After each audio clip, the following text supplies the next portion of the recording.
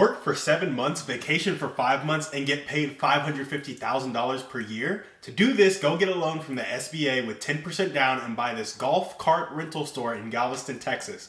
Purchase price $2.2 million. Down payment is about $220,000. You'll take on $1.98 million worth of debt, and make sure you can pay the debt from the cash flow. The debt payments are going to be about $30,000 a month. You're going to have $190,000 left over after the debt payments for the year.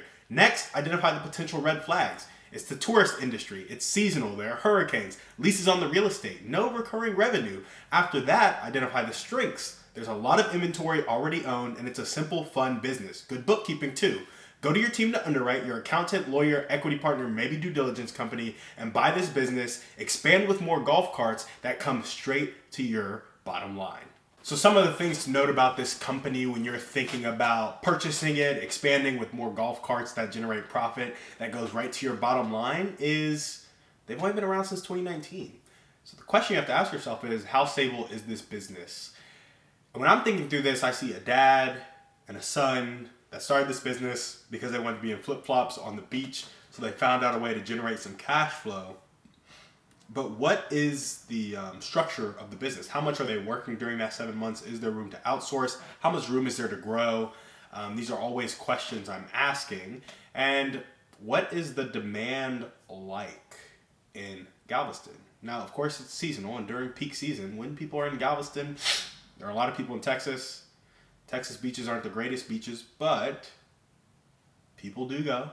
So you do have a lot of demand when you're working that 7 months of the year. Now, I don't know what the risk factors are for tourism businesses, but the fact that they've only been around since 2019 and they've already scaled to a good amount of golf carts with some good locations, but they're having trouble picking another location, causes a bit of pause for me. Seems like some entrepreneurs just jumped in, they found some early success, they want to sell their business, get their payday, and live more on the beach. I don't know. To me, if you're selling as a cash cow, you've been in it for 3 years and you didn't start it with the intent to sell, you're probably selling now because something went wrong. So that's the stability question for me. Next question is, what does competition look like? Why are you having so much trouble picking a new spot, like a new location? Have you maxed out the market? Or is that competition has started to grow, you see yourself about to get taken out, so now you want to sell, take your profits off the table while you can. And it's also like, what did you do differently in the market that allowed you to pop up? Because I'm sure there were golf cart rentals in Galveston before 2019. If there weren't, there sure is now. So what does that competition look like? Can I acquire it? Can I kind of just really firm up my Galveston presence? And are there expansion opportunities? The other thing I will note is that they wanted you to move to Galveston to run the business hands-on, and they're not going to sell to anybody who doesn't want to do that. It just seems like a really complicated seller off the bat. So these are just some questions I'm asking when I'm looking at the biz buy sell listing, and I'm like, what are some things I want to look out for in the due diligence process? It's really, okay, you've been around since 2019. A, why are you selling when that wasn't your intent to start? And B, how do I know if this is stable? It's only been around 4 years. And how did you do during COVID? That would be a great question to ask as well.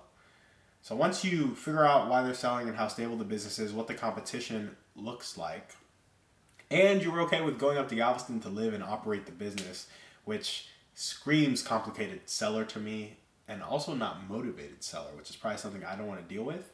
The next question I would ask is, what factors could wipe out my cash flow when it comes to the seasonal nature of the business? So yes, people go, yes, 7 months of the year you're really busy, but what does that actually look like from a risk perspective? Is a hurricane at risk of wiping out 2 of the months?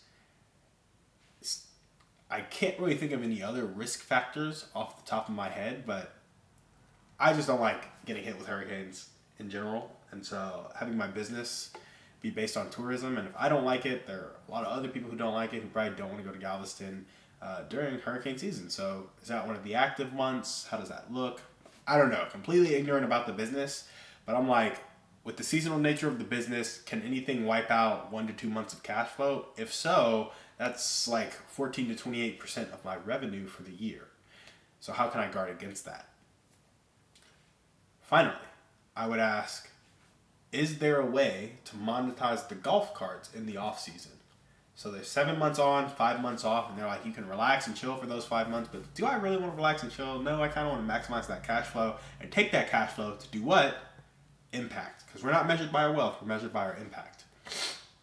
So I would want to figure out a way to monetize those golf carts in the off season, whether that be renting them out to other places that need them, joyride, some sort of training, community thing. I'm all about the online education space. However, I don't think there's much to educate on when it comes to golf carts. So I don't really know what you could do, but you could think of some creative way to have that inventory making money for you in the 5 months of the year where they're not really being used and it's the off season. That's kind of the last thing that I would want to think of. Before I really entered into heavy due diligence, I'd be like, is there another way I can monetize these golf carts? What factors will wipe out cash flow during the seasonal, in-season part of the business? And what does competition look like? Why is this business really stable? That would be something in due diligence that I discover. But what does competition look like? Cash flow being wiped out in the seasonal nature of the business, and then monetizing the golf carts in the off season. The last thing, which kind of gets to the point of them being a complicated seller, is if it's such a simple business, why can't it be turnkey? They can't be doing anything that is operationally heavy and impossible to outsource. So if the business is making hundreds of thousands of dollars per year, I forget what the cash flow was. I think the revenue was, or the asking price was 2.2. The debt payments were $30,000 a year. After debt payments, you had 190. So 190 plus 360, 540, 550. Yeah, I think they were making 550 in cash flow. You could take 200,000 of that and hire people to do what they're doing. 100% you can. You could take that 350, invest in growing the business, or just take that money and vacation 12 months of the year. Because you don't need much more than that to live off of. So that's what we got for you guys today on the show. That's how I would analyze that business.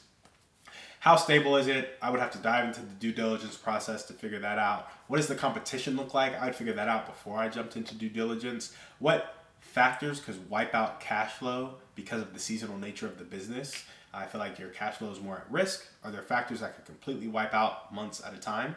I would want to know that, such as hurricanes because of Galveston. And then, is there a way to monetize the golf carts in the off season? I'd want to know the answer to those 3 questions before I go deep into due diligence.